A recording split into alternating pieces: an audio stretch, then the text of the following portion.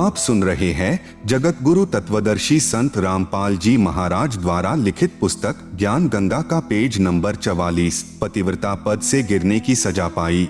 कई युगों तक दोनों सात संख ब्रह्मांडों में रहे, परंतु परब्रह्म ने दुर्व्यवहार नहीं किया। ईश्वरी माया की स्वेच्छा से अंगीकार किया तथा अपनी शब्द शक्ति द्वारा नाखूनों से स्त्री इंद्री यानी योनि बनाई। ईश्वरी देवी की सहमति से संतान उत्पन्न की। इसलिए परब्रह्म के लोक यानी सात संख ब्रह्मांडों में प्राणियों को तप्तशिला का कष्ट नहीं है तथा वहां पशु पक्षी भी ब्रह्म लोक के देवों से अच्छे चरित्र युक्त हैं।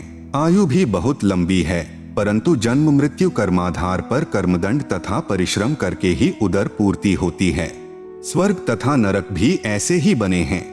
परब्रह्म यानी अक्षर पुरुष को सात संख ब्रह्मांड उसके इच्छा रूपी भक्ति ध्यान अर्थात सहज समाधि विधि से की उसकी कमाई के प्रतिफल में प्रदान किए तथा सत्यलोक से भिन्न स्थान पर गोलाकार परिधि में बंद करके सात संख ब्रह्मांडों सहित अक्षर ब्रह्म व ईश्वरी माया को निष्कासित कर दिया। पूर्ण ब्रह्म यानी सत्पुरुष असंख्य ब्रह्मांडों जो सत्यलोक आदि में हैं तथा ब्रह्म के 21 ब्रह्मांडों तथा परब्रह्म के सात संख ब्रह्मांडों का भी प्रभु यानी मालिक है, अर्थात परमेश्वर कबीरदेव कुल का मालिक है।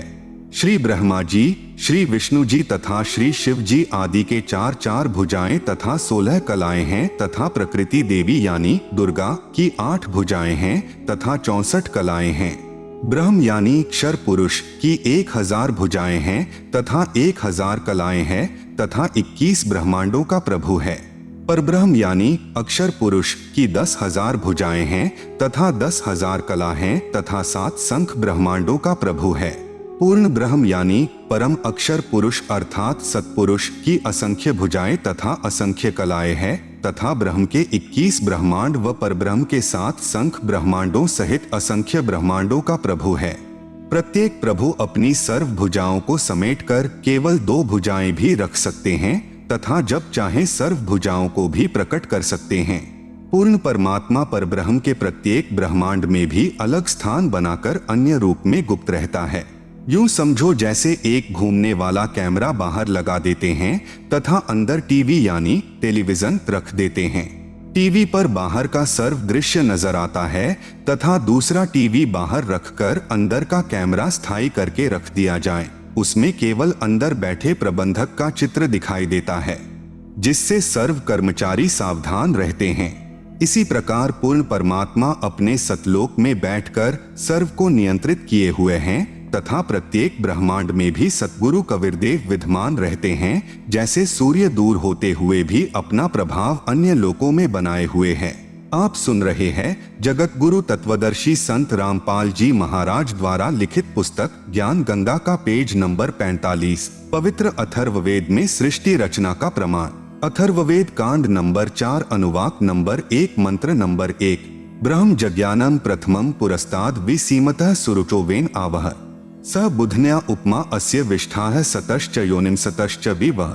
ब्रह्म जज्ञानम प्रथमम पुरस्तात् विसीमतः सुरुचः वेन आवह स बुधन्याः उपमा अस्य विष्ठाः सतः च योनिम असतः च विवः। अनुवाद। प्रथमम यानी प्राचीन अर्थात सनातन, ब्रह्म यानी परमात्मा ने, ज यानी प्रकट होकर, ज्ञानम यानी अपनी सूझबूझ से, पुरस्तात् यानी शिखर में अर्थात सतलोक आदि को, सुरुचः यानी स्वेच्छा से बड़े चाव से स्वप्रकाशित, विसीमतः यानी सीमा रहित अर्थात विशाल सीमा वाले भिन्न लोकों को रचा।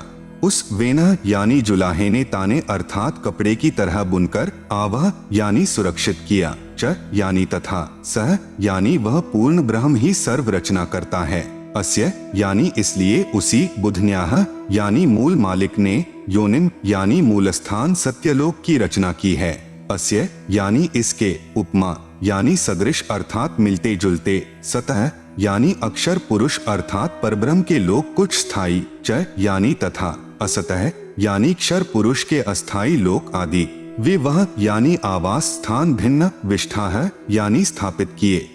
भावार्थ। पवित्र वेदों को बोलने वाला ब्रह्म यानी काल कह रहा है कि सनातन परमेश्वर ने स्वयं अनामय यानी अनामी लोक से सत्यलोक में प्रकट होकर अपनी सूझबूझ से कपड़े की तरह रचना करके ऊपर के सतलोक आदि को सीमा रहित स्वप्रकाशित अजर अमर अर्थात अविनाशी ठहराए तथा नीचे के परब्रह्म के साथ संख ब्रह्मांड तथा ब्रह्म के 21 ब्रह्मांड व इनमें छोटी से छोटी रचना भी उसी परमात्मा ने अस्थायी की है। प्रार्थना। पाठक जन चित्र में ऊपर के लोकों की सीमाएं देखेंगे तो मन में शंका उत्पन्न होगी कि वेदों में लिखा है सीमाएं नहीं है, इसलिए चित्र ठीक नहीं है। सीमा रहित लोक एक ही हो सकता है, अन्य होगा तो सीमा अवश्य होगी।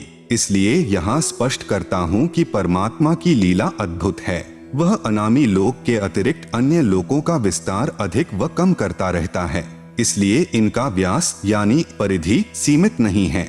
अथर्ववेद कांड नंबर 4 अनुवाक नंबर 1 मंत्र नंबर 2। यम पितया राष्ट्रेयत्वग्रे प्रथमाय जनुषे भुवनेष्ठा है तस्मा एतम सुरुचम हवार्मह्यम धर्मम श्रीणान्तु प्रथमाय धास्यवे। यम पितया राष्ट्री एतु अग्रे प्रथमाय जनुषे भुवनेष्ठा तस्मा एतम सुरुचम हवार्मह्यम धर्मम श्रीणान्तु प्रथमाय धास्यवे। अनुवाद। यम यानी इसी, पितृया यानी जगत पिता परमेश्वर ने, एतु यानी इस, अग्रे यानी सर्वोत्तम, प्रथमाय यानी सर्व से पहली माया परानंदनी, राष्ट्री यानी राजेश्वरी शक्ति अर्थात पराशक्ति जिसके गुण को आकर्षण शक्ति भी कहते हैं, को जनुषे यानी उत्पन्न करके, भुवनेष्ठा यानी लोक स्थापना की, तस्मा यानी उसी परमेश्वर ने, सुरुचम यानी बड़े चाव के साथ स्वेच्छा से, एतम यानी इस, प्रथमाय यानी प्रथम उत्पत्ति की शक्ति अर्थात पराशक्ति के द्वारा, हवार्मह्यम यानी एक दूसरे के वियोग को रोकने अर्थात आकर्षण शक्ति के, श्रीणान्तु यानी गुरुत्व आकर्षण को परमात्मा ने आदेश दिया सदा रहो उस कभी समाप्त न होने वाले, धर्मम यानी स्वभाव से, धास्यवे यानी धारण करके ताने अर्थात कपड़े की तरह बुनकर रोके हुए हैं। आप सुन रहे हैं जगत गुरु तत्वदर्शी संत रामपाल जी महाराज द्वारा लिखित पुस्तक ज्ञान गंगा का पेज नंबर 46। भावार्थ। जगत पिता परमेश्वर ने अपनी शब्द शक्ति से राष्ट्रीय अर्थात सबसे पहली माया राजेश्वरी उत्पन्न की तथा उसी पराशक्ति के द्वारा एक दूसरे को आकर्षण शक्ति से रोकने वाले कभी न समाप्त होने वाले गुण से उपरोक्त सर्व ब्रह्मांडों को स्थापित किया है। अथर्ववेद कांड नंबर 4 अनुवाक नंबर 1 मंत्र नंबर 3। प्रयोजगे विद्वानस्य बंधुर्विश्वा देवानाम जनिमा विवक्ति ब्रह्म ब्रह्मण उज्जभार मध्यान्नी चरुच्चैः स्वधा अभिप्रतस्थ।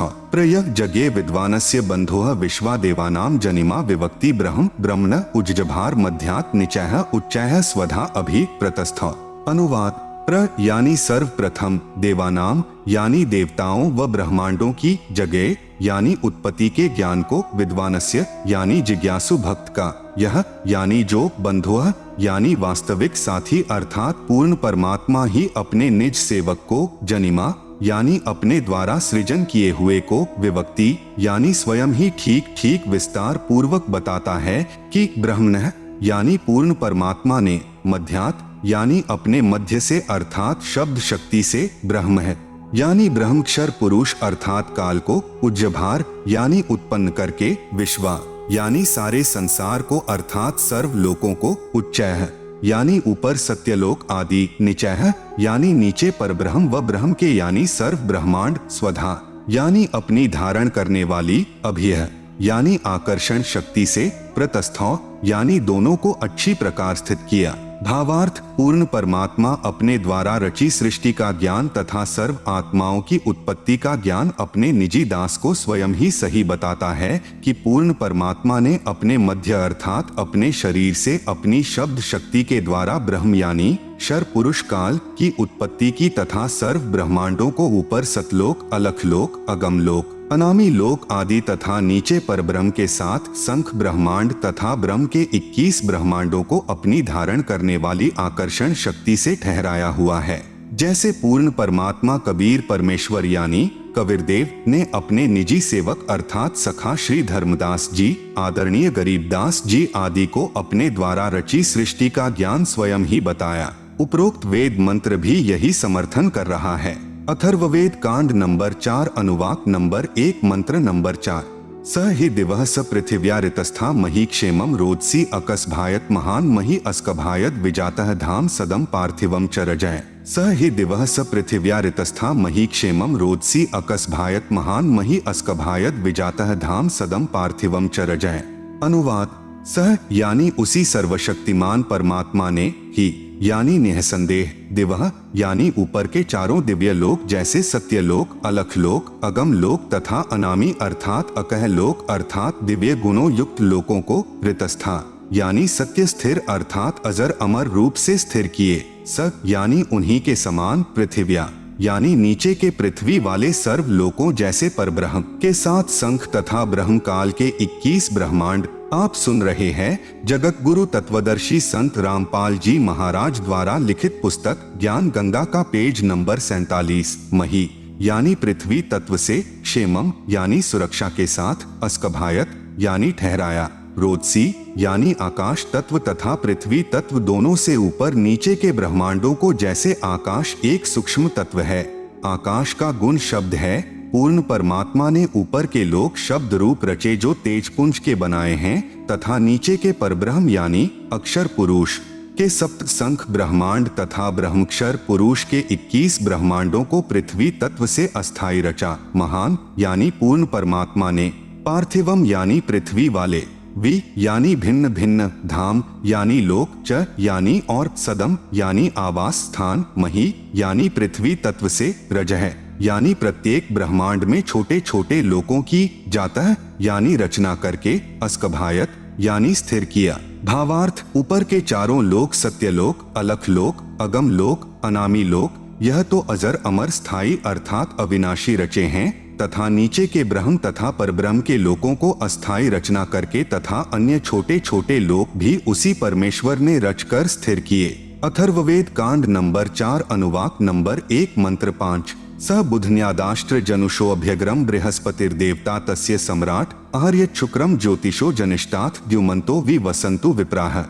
स बुधन्यात् आष्ट्र जनुषे अभि अग्रम बृहस्पतिः देवता तस्य सम्राट अह यत शुक्रम ज्योतिषः जनिष्ठ अथ द्युमन्तः विवसन्तु विप्राः। अनुवाद: सह यानी उसी, बुधन्यात यानी मूल मालिक से, अभि अग्रम यानी सर्वप्रथम स्थान पर, आष्ट्र यानी अष्टंगी माया दुर्गा अर्थात प्रकृति देवी, जनुषेह यानी उत्पन्न हुई क्योंकि नीचे के परब्रह्म व ब्रह्म के लोकों का प्रथम स्थान सतलोक है, यह तीसरा धाम भी कहलाता है। तस्य यानी इस दुर्गा का भी मालिक यही, सम्राट यानी राजाधिराज, बृहस्पतिः यानी सबसे बड़ा पति व जगत गुरु, देवता यानी परमेश्वर है, यत यानी जिससे, अह यानी सबका वियोग हुआ, अथ यानी इसके बाद, ज्योतिषः यानी ज्योति रूप निरंजन अर्थात काल के, शुक्रम यानी वीर्य अर्थात बीज शक्ति से, जनिष्ठ यानी दुर्गा के उदर से उत्पन्न होकर, विप्राह यानी भक्त आत्माएं, वि यानी अलग से, धूमन्तः यानी मनुष्य लोक तथा स्वर्ग लोक में ज्योति निरंजन के आदेश से दुर्गा ने कहा, वसंतु यानी निवास करो अर्थात वे निवास करने लगी। भावार्थ: पूर्ण परमात्मा ने ऊपर के चारों लोकों में से जो नीचे से सबसे प्रथम अर्थात सत्यलोक में आष्ट्रा अर्थात अष्टंगी यानी प्रकृति देवी दुर्गा की उत्पत्ति की। यही राजाधिराज जगत गुरु पूर्ण परमेश्वर यानी सत्पुरुष है जिससे सबका वियोग हुआ है। फिर सर्व प्राणी ज्योति निरंजन यानी काल के, वीर्य यानी बीज से दुर्गा यानी आष्ट्रा के गर्भ द्वारा उत्पन्न होकर स्वर्ग लोक व पृथ्वी लोक पर निवास करने लगे। अथर्ववेद कांड नंबर 4 अनुवाक नंबर 1 मंत्र 6। नूनम तदस्य काव्यो हिनोति महोदेवस्य पूर्व्यस्य धाम एष जगे बहुभिः सात्मित्था पूर्वे अर्धे विशिते ससन्नु। नूनम तत् अस्य काव्यः महादेवस्य पूर्व्यस्य धाम हिनोति पूर्वे विशिते एष जगे बहुभिः साकम इत्था अर्धे ससन्नु। आप सुन रहे हैं जगत गुरु तत्वदर्शी संत रामपाल जी महाराज द्वारा लिखित पुस्तक ज्ञान गंगा का पेज नंबर 48। अनुवाद: नूनम यानी निसंदेह, तत् यानी वह पूर्ण परमेश्वर अर्थात तत् ब्रह्म ही, अस्य यानी इस, काव्य यानी भक्त आत्मा जो पूर्ण परमेश्वर की भक्ति विधिवत करता है को वापिस, महा यानी सर्वशक्तिमान, देवस्य यानी परमेश्वर के, पूर्व्यस्य यानी पहले के, धाम यानी लोक में अर्थात सत्यलोक में, हिनोति यानी भेजता है, पूर्वे यानी पहले वाले, विशिते यानी विशेष चाहे हुए, एश यानी इस परमेश्वर को, व जगे यानी सृष्टि उत्पत्ति के ज्ञान को जानकर, बहुभ्यः यानी बहुत आनंद, साकम यानी के साथ, अर्धे यानी आधा, ससन यानी सोता हुआ, इत्था यानी विधिवत इस प्रकार, नु यानी सच्ची आत्मा से स्तुति करता है। भावार्थ, वही पूर्ण परमेश्वर सत्य साधना करने वाले साधक को उसी पहले वाले स्थान यानी सत्यलोक में ले जाता है जहां से बिछुड़ कर आए थे। वहां उस वास्तविक सुखदायी प्रभु को प्राप्त करके खुशी से आत्म विभोर होकर मस्ती से स्तुति करता है कि हे परमात्मा, असंख्य जन्मों के भूले भटकों को वास्तविक ठिकाना मिल गया। इसी का प्रमाण पवित्र ऋग्वेद मंडल 10 सूक्त 90 मंत्र 16 में भी है। आदरणीय गरीबदास जी को इसी प्रकार पूर्ण परमात्मा कबीरदेव यानी कबीर परमेश्वर स्वयं सत्य भक्ति प्रदान करके सत्यलोक लेकर गए थे। तब अपनी अमृतवाणी में आदरणीय गरीबदास जी महाराज ने आंखों देखकर कहा, गरीब अजब नगर में ले गए हमको सतगुरु आन, झिल के बिंब अगाध गति, सुते चादरतान। अथर्ववेद कांड नंबर 4 अनुवाक नंबर 1 मंत्र 7। यो अथर्वाणम पित्तरम देव बंधुम बृहस्पतिम नमसाव च गच्छात त्वं विश्वेशाम जनिता यथा स कबीरदेवो न दभायत स्वधावान। यह अथर्वाणम पित्तरम देवबंधुम बृहस्पतिम नमसा अव च गच्छात त्वं विश्वेशाम जनिता यथा स कबीरदेव न दभायत स्वधावान। अनुवाद, यह यानी जो अथर्वाणम यानी अचल अर्थात अविनाशी, पित्तरम यानी जगत पिता, देव बंधुम यानी भक्तों का वास्तविक साथी अर्थात आत्मा का आधार, बृहस्पतिम यानी जगत गुरु, च यानी तथा, नमसा यानी विनम्र पुजारी अर्थात विधिवत साधक को, अव यानी सुरक्षा के साथ, गच्छात यानी सतलोक गए हुओं को अर्थात जिनका पूर्ण मोक्ष हो गया, वे सत्यलोक में जा चुके हैं, उनको सतलोक ले जाने वाला, विश्वेशाम यानी सर्व ब्रह्मांडों की, जनिता यानी रचना करने वाला, जगदम्बा अर्थात माता वाले गुणों से भी युक्त, न दभायत यानी काल की तरह धोखा न देने वाले, स्वधावान यानी स्वभाव अर्थात गुणों वाला, यथा यानी ज्यों का त्यों अर्थात वैसा ही, सह यानी वह, त्वम यानी आप, कबीरदेव कबीरदेव यानी कबीरदेव है अर्थात भाषा भिन्न इसे कबीर परमेश्वर भी कहते हैं। भावार्थ, इस मंत्र में यह भी स्पष्ट कर दिया कि उस परमेश्वर का नाम कबीरदेव अर्थात कबीर परमेश्वर है जिसने सर्व रचना की है, जो परमेश्वर अचल अर्थात वास्तव में अविनाशी, गीता अध्याय 15 श्लोक 16-17 में भी प्रमाण है। जगत गुरु आत्माधार जो पूर्ण मुक्त होकर सत्यलोक गए हैं, उनको सतलोक ले जाने वाला, सर्व ब्रह्मांडों का रचनहार, काल यानी ब्रह्म की तरह धोखा न देने वाला, ज्यों का त्यों वह स्वयं कबीरदेव अर्थात कबीर प्रभु है। आप सुन रहे हैं जगत गुरु तत्वदर्शी संत रामपाल जी महाराज द्वारा लिखित पुस्तक ज्ञान गंगा का पेज नंबर 49। यही परमेश्वर सर्व ब्रह्मांडों व प्राणियों को अपनी शब्द शक्ति से उत्पन्न करने के कारण जनिता यानी माता भी कहलाता है, तथा पित्तरम यानी पिता तथा बंधु यानी भाई भी वास्तव में यही है, तथा देव यानी परमेश्वर भी यही है। इसलिए इसी कबीरदेव यानी कबीर परमेश्वर की स्तुति किया करते हैं। त्वमेव माता च पिता त्वमेव, त्वमेव बंधु च सखा त्वमेव, त्वमेव विद्या च द्रविणम त्वमेव, त्वमेव सर्वम मम देव देव। इसी परमेश्वर की महिमा का पवित्र ऋग्वेद मंडल नंबर 1 सूक्त नंबर 24 में विस्तृत विवरण है।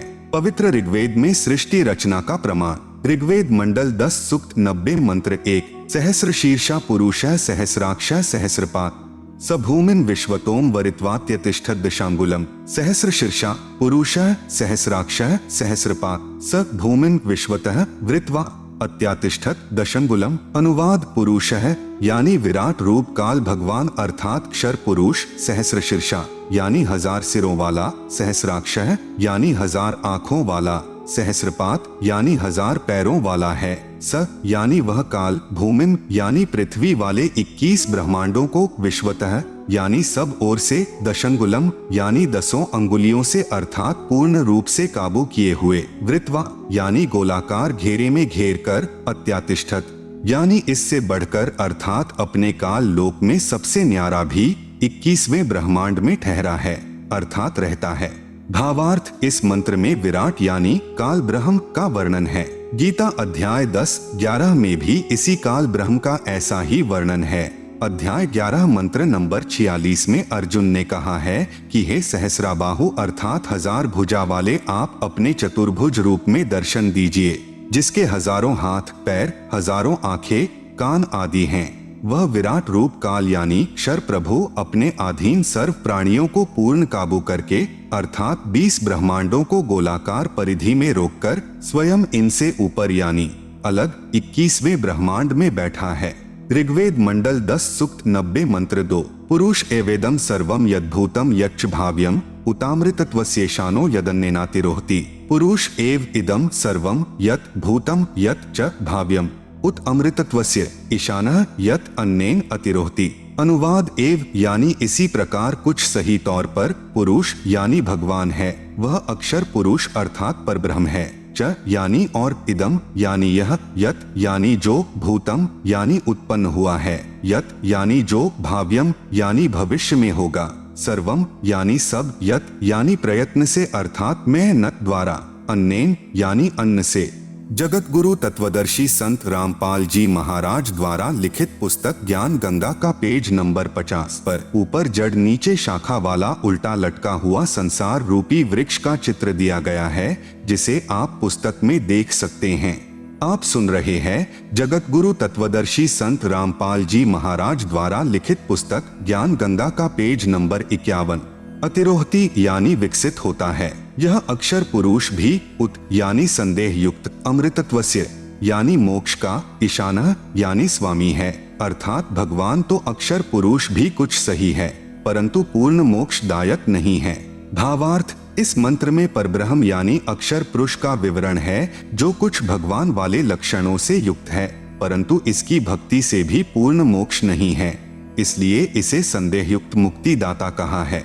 इसे कुछ प्रभु के गुणों युक्त इसलिए कहा है कि यह काल की तरह तप्तशिला पर भून कर नहीं खाता, परंतु इस परब्रह्म के लोक में भी प्राणियों को परिश्रम करके कर्माधार पर ही फल प्राप्त होता है तथा अन्न से ही सर्व प्राणियों के शरीर विकसित होते हैं। जन्म तथा मृत्यु का समय भले ही काल यानी क्षर पुरुष से अधिक है, परंतु फिर भी उत्पत्ति प्रलय तथा 84 लाख योनियों में यातना बनी रहती है। मंडल 10 सूक्त 90 मंत्र 3। एतावानस्य महिमा तो ज्यायाश्च पुरुषः पादोऽस्य विश्वा भूतानि त्रिपादस्यामृतम दिवि। तावान अस्य महिमा अतः ज्यायान च पुरुषः पादः अस्य विश्वा भूतानि त्रिपाद अस्य अमृतम दिवि। अनुवाद अस्य यानी इस अक्षर पुरुष अर्थात परब्रह्म की तो एतावान यानी इतनी ही महिमा यानी प्रभुता है, च यानी तथा, पुरुषः यानी वह परम अक्षर ब्रह्म अर्थात पूर्ण ब्रह्म परमेश्वर तो अतः यानी इससे भी, जायान यानी बड़ा है, विश्वा यानी समस्त, भूतानी यानी क्षर पुरुष तथा अक्षर पुरुष तथा इनके लोकों में तथा सत्यलोक तथा इन लोकों में जितने भी प्राणी हैं, अस्य यानी इस पूर्ण परमात्मा परम अक्षर पुरुष का, पादः यानी एक पैर है अर्थात एक अंश मात्र है, अस्य यानी इस परमेश्वर के, त्रि यानी 3, दिवि यानी दिव्य लोक जैसे सत्यलोक, अलख लोक, अगम लोक, अमृतम यानी अविनाशी, पाद यानी दूसरा पैर है, अर्थात जो भी सर्व ब्रह्मांडों में उत्पन्न है वह सत्य पुरुष पूर्ण परमात्मा का ही अंश या अंग है।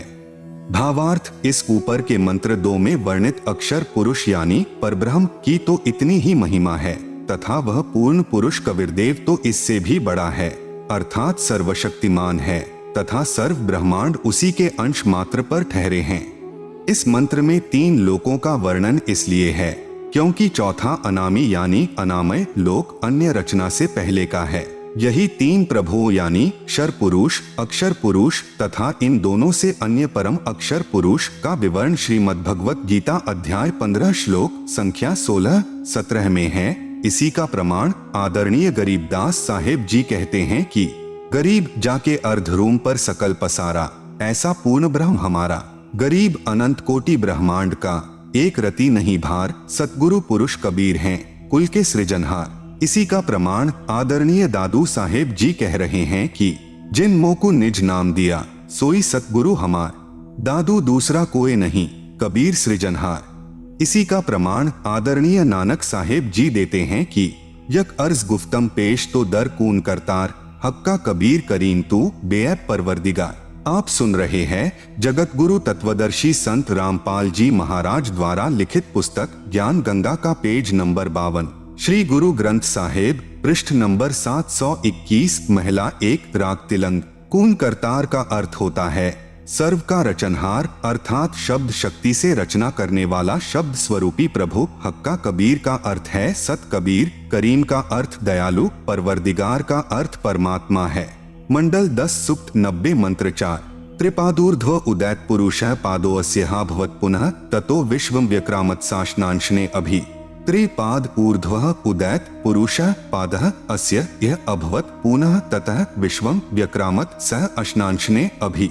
अनुवाद पुरुषः यानी यह परम अक्षर ब्रह्म अर्थात अविनाशी परमात्मा, ऊर्ध्वः यानी ऊपर, त्रि यानी 3 लोक जैसे सत्यलोक, अलख लोक, अगम लोक रूप, पाद यानी पैर अर्थात ऊपर के हिस्से में, उदैत यानी प्रकट होता है अर्थात विराजमान है, अस्य यानी इसी परमेश्वर पूर्ण ब्रह्म का, पादः यानी एक पैर अर्थात एक हिस्सा जगत रूप, पुनर् यानी फिर, इह यानी यहाँ, अभवत यानी प्रकट होता है, ततः यानी इसलिए, सह यानी वह अविनाशी पूर्ण परमात्मा, अश्नांशने यानी खाने वाले काल अर्थात क्षर पुरुष व न खाने वाले, परब्रह्म अर्थात अक्षर पुरुष के भी, अभि यानी ऊपर, विश्वम यानी सर्वत्र, व्यक्रामत यानी व्याप्त है अर्थात उसकी प्रभुता सर्व ब्रह्मांडों व सर्व प्रभुओं पर है। वह कुल का मालिक है जिसने अपनी शक्ति को सर्व के ऊपर फैलाया है। भावार्थ यही सर्व सृष्टि रचनहार प्रभु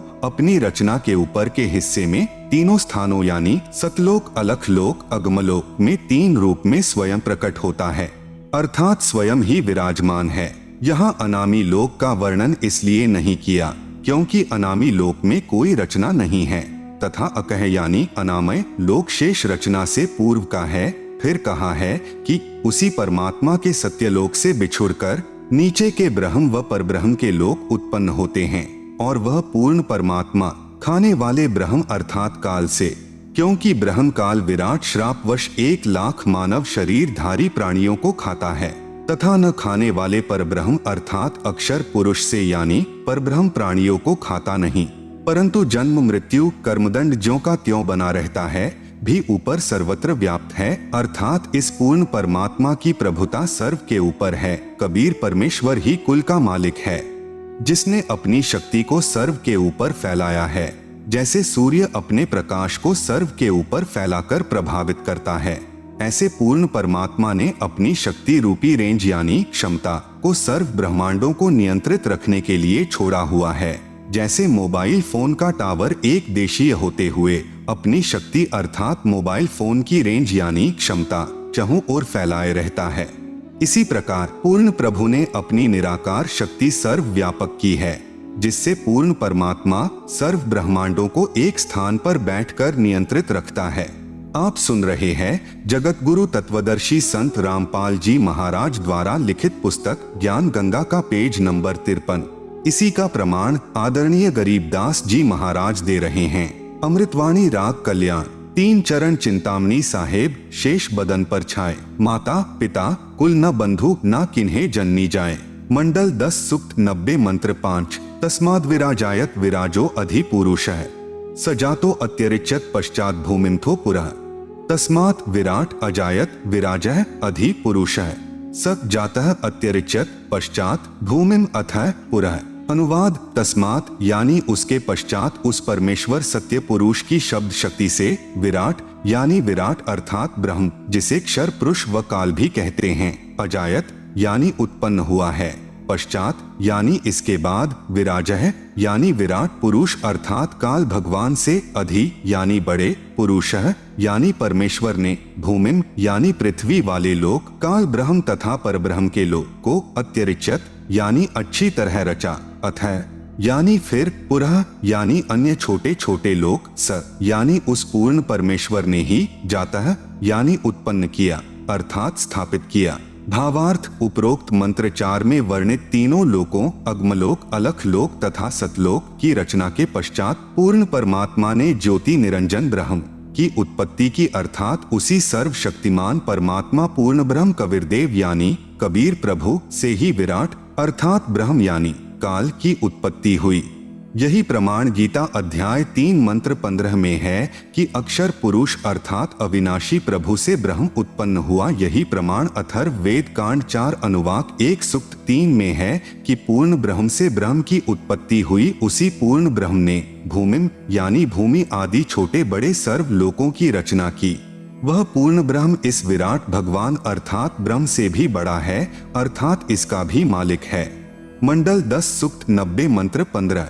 सप्तास्यासन परिध्यस्त्रः सप्त समिधः कृता देवा यद्यज्ञम तन्वाना अबधनन पुरुषम पशुम। सप्त अस्य आसन परिधयः त्रिसप्त समिधः कृता देवा यत् यज्ञम तन्वानाः अबधनन पुरुषम पशुम। अनुवाद: सप्त यानी 7 संख ब्रह्मांड तो परब्रह्म के, तथा त्रिसप्त यानी 21 ब्रह्मांड काल ब्रह्म के, समिधः यानी कर्मदंड दुख रूपी आग से दुखी, कृता यानी करने वाले, परिधयः यानी गोलाकार घेरा रूप सीमा में, आसन यानी विद्यमान है, यत यानी जो, पुरुषम यानी पूर्ण परमात्मा की, यज्ञम यानी विधिवत धार्मिक कर्म अर्थात पूजा करता है, पशुम यानी बलि के पशु रूपी काल के जाल में कर्म बंधन में बंधे, देवा यानी भक्तात्माओं को, तनवाना है यानी काल के द्वारा रचे अर्थात फैलाए पाप कर्म बंधन जाल से, अबधनन यानी बंधन रहित करता है, अर्थात बंदी छुड़ाने वाला, बंदी छोड़ है। आप सुन रहे हैं जगत गुरु तत्वदर्शी संत रामपाल जी महाराज द्वारा लिखित पुस्तक ज्ञान गंगा का पेज नंबर 54। भावार्थ: 7 संख ब्रह्मांड पर ब्रह्म के तथा 21 ब्रह्मांड ब्रह्म के हैं, जिनमें गोलाकार सीमा में बंद पाप कर्मों की आग में जल रहे प्राणियों को वास्तविक पूजा विधि बताकर सही उपासना करवाता है, जिस कारण से बलि दिए जाने वाले पशु की तरह जन्म मृत्यु के काल यानी ब्रह्म के खाने के लिए तप्तशिला के कष्ट से पीड़ित भक्तात्माओं को काल के कर्म बंधन के फैलाए जाल को तोड़कर बंधन रहित करता है, अर्थात बंधन छुड़वाने वाला बंदी छोड़ है। इसी का प्रमाण पवित्र यजुर्वेद अध्याय 5 मंत्र 32 में है कि कविरंघारिसी, कविर यानी कबीर परमेश्वर, अंग यानी पाप का, अरि यानी शत्रु, असी यानी है अर्थात पाप विनाशक कबीर है, बंभारिसी बंभारी यानी बंधन का शत्रु अर्थात बंदी छोड़ कबीर परमेश्वर, असी यानी है। मंडल 10 सूक्त 90 मंत्र 16। यज्ञेन यज्ञमयजंत देवास्तानि धर्माणि प्रथमान्यासन तेह नाकम महिमानः सचंत यत्र पूर्वे साध्याः सन्ति देवाः।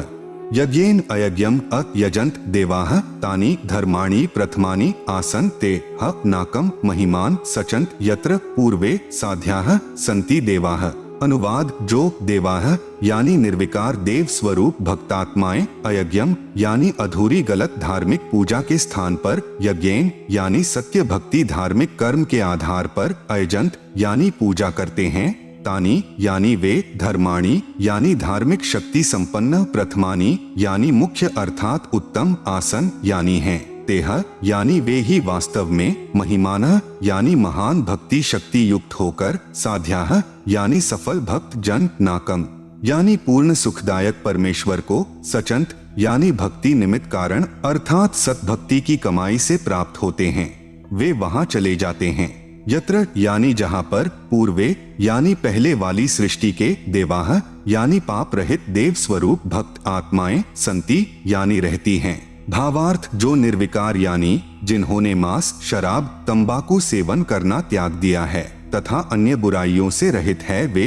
देव स्वरूप भक्त आत्माएं शास्त्र विधि रहित पूजा को त्याग कर शास्त्रानुकूल साधना करते हैं, वे भक्ति की कमाई से धनी होकर काल के ऋण से मुक्त होकर अपनी सत्य भक्ति की कमाई के कारण उस सर्व सुखदायी परमात्मा को प्राप्त करते हैं, अर्थात सत्यलोक में चले जाते हैं, जहां पर सर्वप्रथम रची सृष्टि के देव स्वरूप अर्थात पाप रहित हंस आत्माएं रहती हैं। जैसे कुछ आत्माएं तो काल यानी ब्रह्म के जाल में फंसकर यहाँ आ गई, कुछ पर ब्रह्म के साथ 7 संख ब्रह्मांडों में आ गई, फिर भी असंख्य आत्माएं जिनका विश्वास पूर्ण परमात्मा में अटल रहा, जो पतिव्रता पद से नहीं गिरी, वे वहीं रह गई।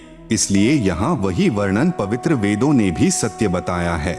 यही प्रमाण गीता अध्याय 8 के श्लोक संख्या 8 से 10 में वर्णन है कि जो साधक पूर्ण परमात्मा की सत्साधना शास्त्र विधि अनुसार करता है, वह भक्ति की कमाई के बल से उस पूर्ण परमात्मा को प्राप्त होता है।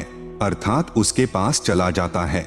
इससे सिद्ध हुआ कि 3 प्रभु हैं, ब्रह्म, परब्रह्म, पूर्ण ब्रह्म। इन्हीं को नंबर 1 ब्रह्म ईश क्षर पुरुष, नंबर 2 परब्रह्म अक्षर पुरुष अक्षर ब्रह्म ईश्वर तथा नंबर 3 पूर्ण ब्रह्म परम अक्षर ब्रह्म परमेश्वर सत्पुरुष आदि पर्यायवाची शब्दों से जाना जाता है। आप सुन रहे हैं जगत गुरु तत्वदर्शी संत रामपाल जी महाराज द्वारा लिखित पुस्तक ज्ञान गंगा का पेज नंबर 55। यही प्रमाण ऋग्वेद मंडल 9 सूक्त 96 मंत्र 17 से 20 में स्पष्ट है कि पूर्ण परमात्मा कबीरदेव यानी कबीर परमेश्वर शिशु रूप धारण करके प्रकट होता है तथा अपना निर्मल ज्ञान अर्थात तत्व ज्ञान कबीरगीर भी है यानी कबीर वाणी के द्वारा अपने अनुयायियों को बोल बोल कर वर्णन करता है।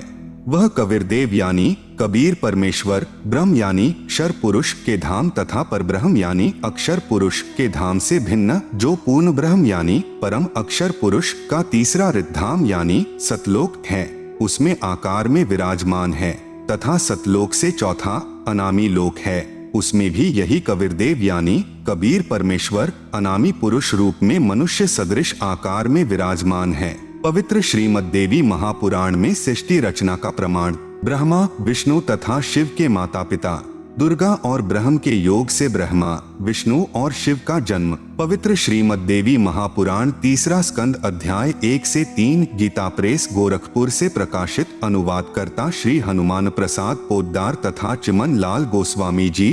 पृष्ठ नंबर 114 से पृष्ठ नंबर 114 से 118 तक विवरण है कि कितने ही आचार्य भवानी को संपूर्ण मनोरथ पूर्ण करने वाली बताते हैं। वह प्रकृति कहलाती है तथा ब्रह्म के साथ अभेद संबंध है। जैसे पत्नी को अर्धांगिनी भी कहते हैं अर्थात दुर्गा ब्रह्म यानी काल की पत्नी है। एक ब्रह्मांड की सृष्टि रचना के विषय में राजा श्री परीक्षित के पूछने पर श्री व्यास जी ने बताया कि मैंने श्री नारद जी से पूछा था कि हे देवर्षे इस ब्रह्मांड की रचना कैसे हुई। मेरे इस प्रश्न के उत्तर में श्री नारद जी ने कहा कि मैंने अपने पिता श्री ब्रह्मा जी से पूछा था कि हे पिताश्री इस ब्रह्मांड की रचना आपने की या श्री विष्णु जी इसके रचयिता हैं या शिव जी ने रचा है, सच सच बताने की कृपा करें। तब मेरे पूज्य पिता श्री ब्रह्मा जी ने बताया कि बेटा नारद मैंने अपने आप को कमल के फूल पर बैठा पाया था, मुझे नहीं मालूम इस अगाध जल में मैं कहां से उत्पन्न हो गया। 1000 वर्ष तक पृथ्वी का अन्वेषण करता रहा, कहीं जल का उरछोर नहीं पाया।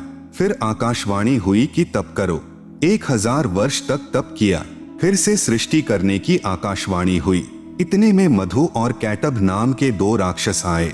उनके भय से मैं कमल का डंठल पकड़कर नीचे उतरा। वहां भगवान विष्णु जी शेष शैया पर अचेत पड़े थे। उनमें से एक स्त्री यानी प्रेतवत प्रविष्ट दुर्गा निकली। वह आकाश में आभूषण पहने दिखाई देने लगी। तब भगवान विष्णु होश में आए। अब मैं तथा विष्णु जी 2 थे। इतने में भगवान शंकर भी आ गए। देवी ने हमें विमान में बैठाया तथा ब्रह्मलोक में ले गई। वहां एक ब्रह्मा एक विष्णु तथा एक शिव को और देखा। फिर एक देवी देखी। उसे देखकर विष्णु जी ने विवेक पूर्वक निम्न वर्णन किया। ब्रह्म काल ने भगवान विष्णु को चेतना प्रदान कर दी। उसको अपने बाल्यकाल की याद आई, तब बचपन की कहानी सुनाई। आप सुन रहे हैं जगत गुरु तत्वदर्शी संत रामपाल जी महाराज द्वारा लिखित पुस्तक ज्ञान गंगा का पेज नंबर 56 पृष्ठ नंबर 119 से 120 पर भगवान विष्णु जी ने श्री ब्रह्मा जी तथा श्री शिव जी से कहा कि यह हम तीनों की माता है, यही जगत जननी प्रकृति देवी है। मैंने इस देवी को तब देखा था जब मैं छोटा सा बालक था। यह मुझे पालने में झुला रही थी। तीसरा स्कंद पृष्ठ नंबर 123 पर श्री विष्णु जी ने श्री दुर्गा जी की स्तुति करते हुए कहा, तुम शुद्ध स्वरूपा हो, यह सारा संसार तुम्ही से उद्भासित हो रहा है। मैं यानी विष्णु ब्रह्मा और शंकर हम सभी तुम्हारी कृपा से ही विद्यमान हैं।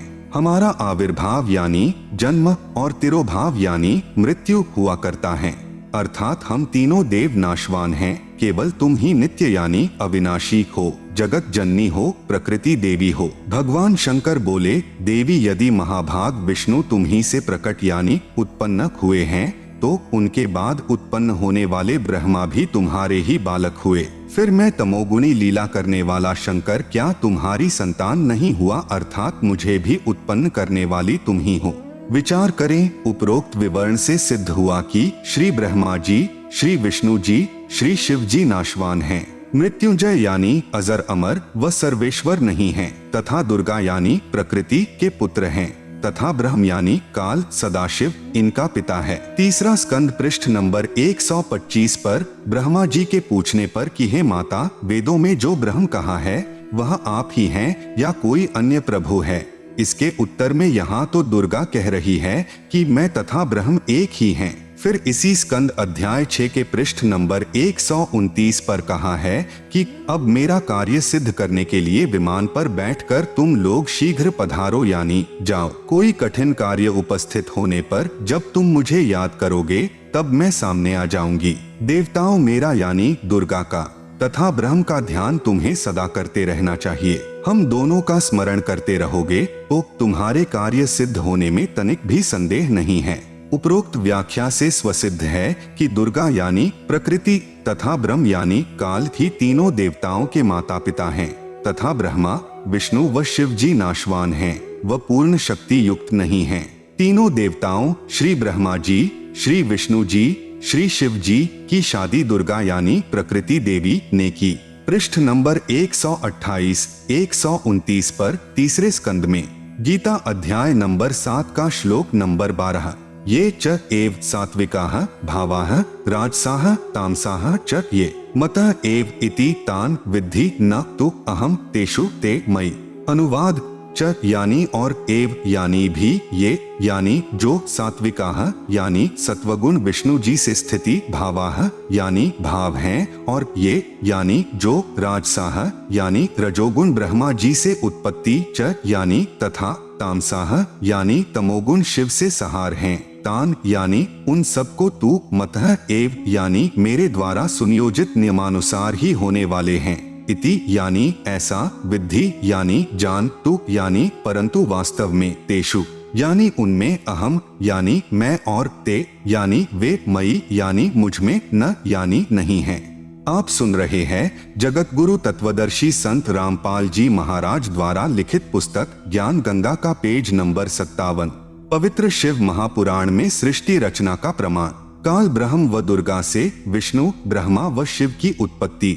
इसी का प्रमाण पवित्र श्री शिव पुराण गीता प्रेस गोरखपुर से प्रकाशित अनुवादकर्ता श्री हनुमान प्रसाद पोद्दार इसके अध्याय 6 रुद्र संहिता पृष्ठ नंबर 100 पर कहा है कि जो मूर्ति रहित परब्रह्म है उसी की मूर्ति भगवान सदाशिव है। इनके शरीर से एक शक्ति निकली, वह शक्ति अंबिका, प्रकृति यानी दुर्गा, त्रिदेव जननी यानी श्री ब्रह्मा जी, श्री विष्णु जी तथा श्री शिव जी को उत्पन्न करने वाली माता कहलाई, जिसकी 8 भुजाएं हैं।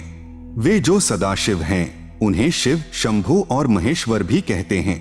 पृष्ठ नंबर 101 पर वे अपने सारे अंगों में भस्म रमाए रहते हैं। उन काल रूपी ब्रह्म ने एक शिवलोक नामक क्षेत्र का निर्माण किया। फिर दोनों ने पति पत्नी का व्यवहार किया, जिससे एक पुत्र उत्पन्न हुआ।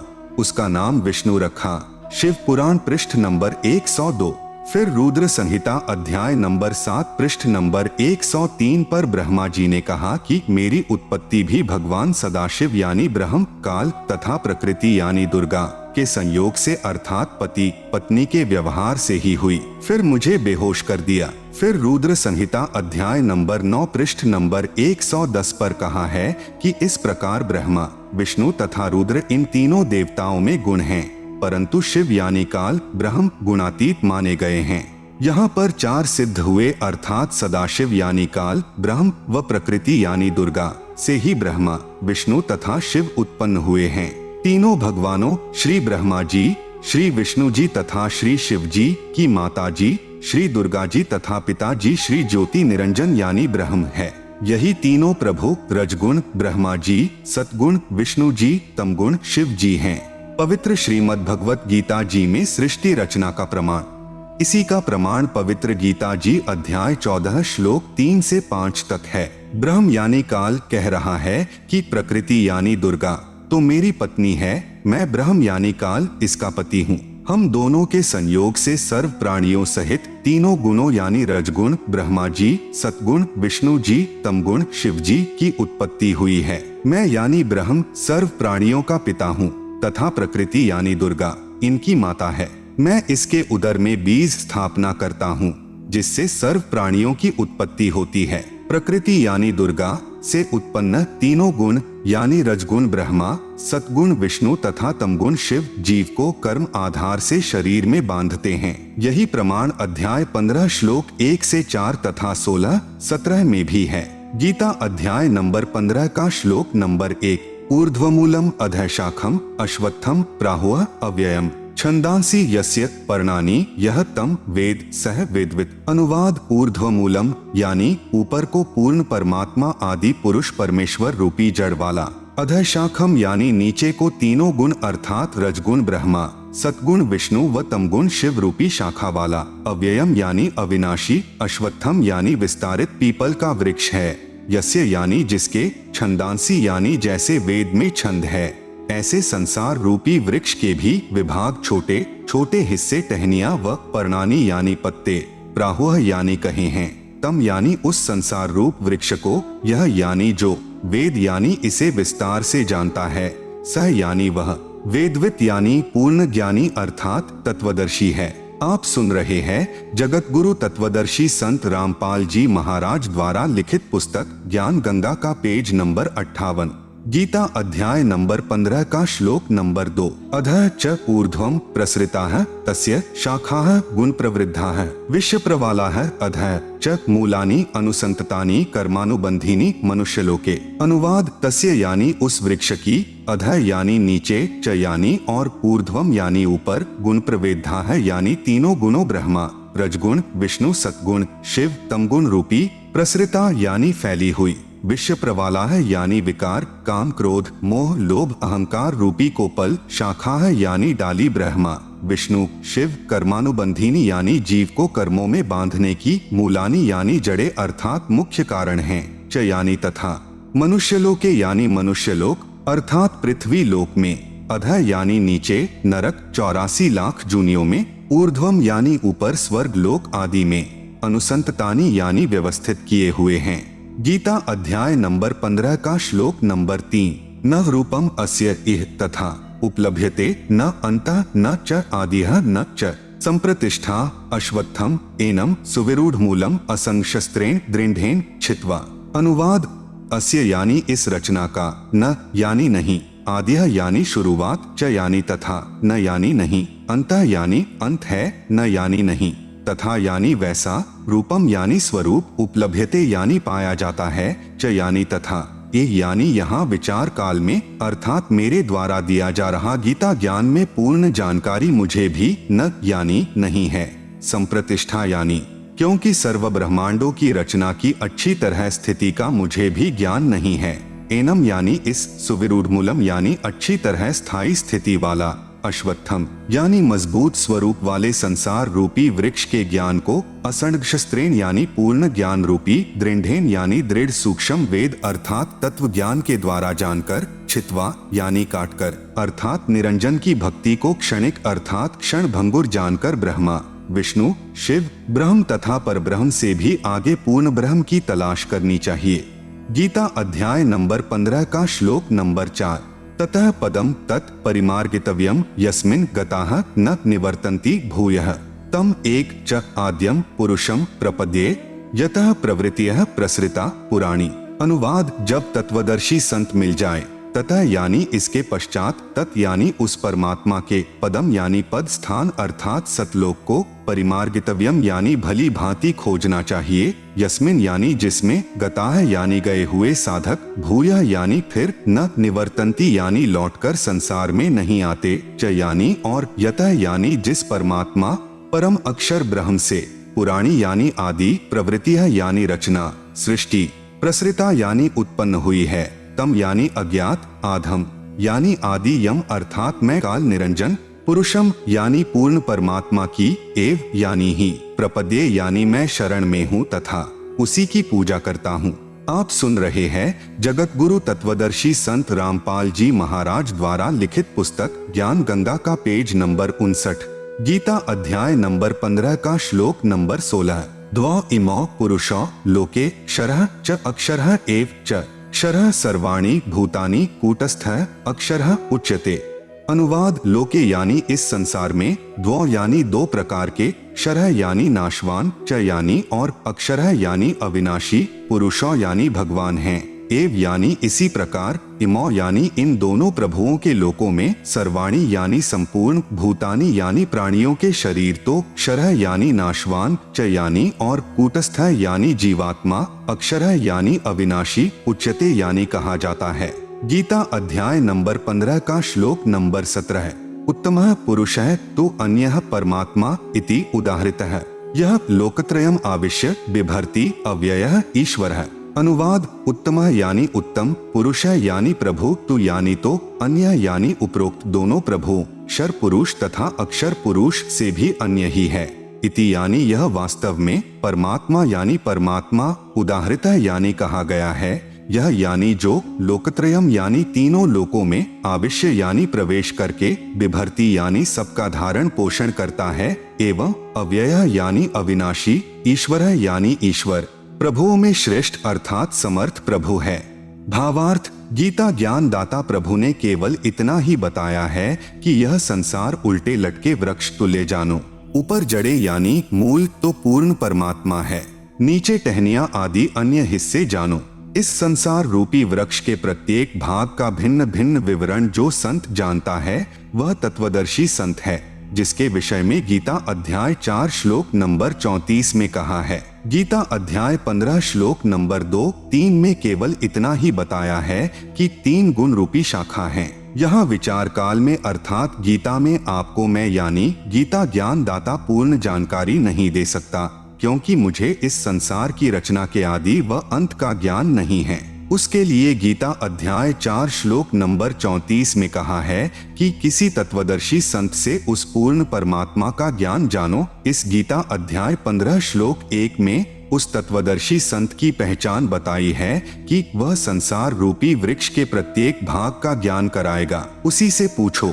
गीता अध्याय 15 के श्लोक 4 में कहा है कि उस तत्वदर्शी संत के मिल जाने के पश्चात उस परमपद परमेश्वर की खोज करनी चाहिए, अर्थात उस तत्वदर्शी संत के बताए अनुसार साधना करनी चाहिए, जिससे पूर्ण मोक्ष यानी अनादि मोक्ष प्राप्त होता है।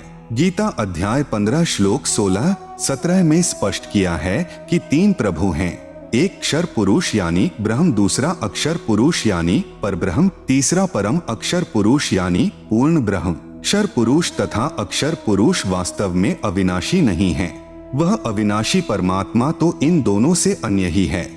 वही तीनों लोकों में प्रवेश करके सर्व का धारण पोषण करता है। उपरोक्त श्रीमद् भगवत गीता अध्याय 15 श्लोक 1 से 4 तथा 16-17 में यह प्रमाणित हुआ कि उल्टे लटके हुए संसार रूपी वृक्ष की मूल अर्थात जड़ तो परम अक्षर ब्रह्म अर्थात पूर्ण ब्रह्म है, जिससे पूर्ण वृक्ष का पालन होता है, तथा वृक्ष का जो हिस्सा पृथ्वी के तुरंत बाहर जमीन के साथ दिखाई देता है वह तना होता है, उसे अक्षर पुरुष अर्थात परब्रह्म जानो। आप सुन रहे हैं जगत गुरु तत्वदर्शी संत रामपाल जी महाराज द्वारा लिखित पुस्तक ज्ञान गंगा का पेज नंबर 60।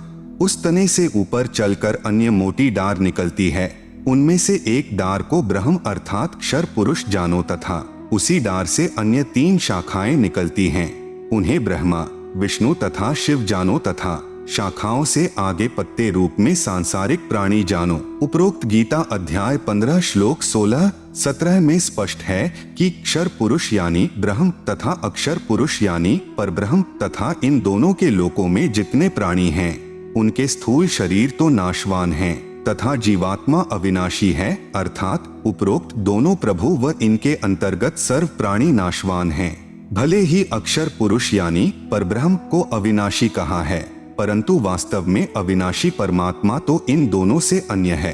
वह तीनों लोकों में प्रवेश करके सबका पालन पोषण करता है। उपरोक्त विवरण में 3 प्रभुओं का भिन्न भिन्न विवरण दिया है। पवित्र बाइबल तथा पवित्र कुरान शरीफ में सृष्टि रचना का प्रमाण, इसी का प्रमाण पवित्र बाइबल में तथा पवित्र कुरान शरीफ में भी है। कुरान शरीफ में पवित्र बाइबल का भी ज्ञान है। इसलिए इन दोनों पवित्र सद्ग्रंथों ने मिलजुल कर प्रमाणित किया है कि कौन तथा कैसा है सृष्टि रचनहार तथा उसका वास्तविक नाम क्या है।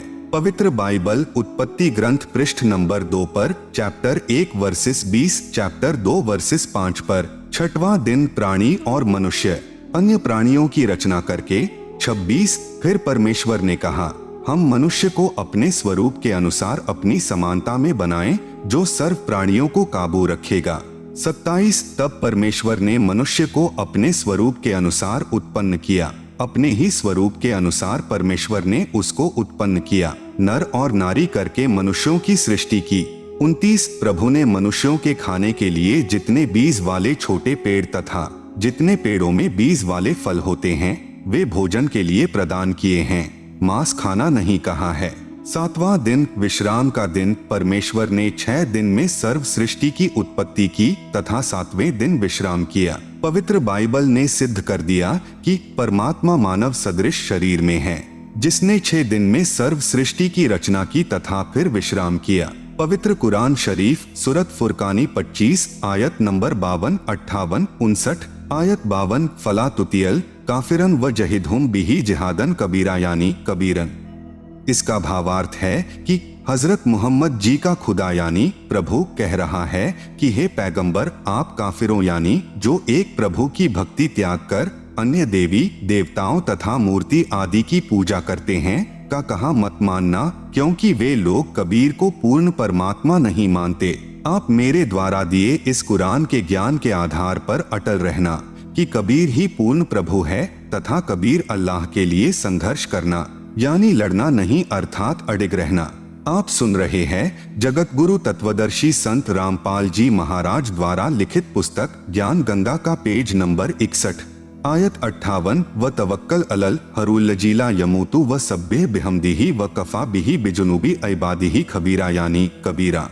भावार्थ है कि हजरत मोहम्मद जी जिसे अपना प्रभु मानते हैं वह अल्लाह यानी प्रभु किसी और पूर्ण प्रभु की तरफ संकेत कर रहा है कि यह पैगंबर उस कबीर परमात्मा पर विश्वास रख जो तुझे जिंदा महात्मा के रूप में आकर मिला था। वह कभी मरने वाला नहीं है, अर्थात वास्तव में अविनाशी है। तारीफ के साथ उसकी पाकी यानी पवित्र महिमा का गुणगान किए जा। वह कबीर अल्लाह यानी कबीरदेव पूजा के योग्य है तथा अपने उपासकों के सर्व पापों को विनाश करने वाला है। आयत 59 अलजी खलक समावाती वलर्ज वमा बैनहुमा फी सित्तती अयामिन सुम्मस्तवा अल्लर्शी अर्रहमानु फसल बिही खबीरन यानी कबीरन। भावार्थ है कि हजरत मोहम्मद को कुरान शरीफ बोलने वाला प्रभु यानी अल्लाह कह रहा है कि वह कबीर प्रभु वही है जिसने जमीन तथा आसमान के बीच में जो भी विद्यमान है सर्व सृष्टि की रचना 6 दिन में की तथा 7वें दिन ऊपर अपने सत्यलोक में सिंहासन पर विराजमान हो गया यानी बैठ गया। उसके विषय में जानकारी किसी बाखबर यानी तत्वदर्शी संत से पूछो।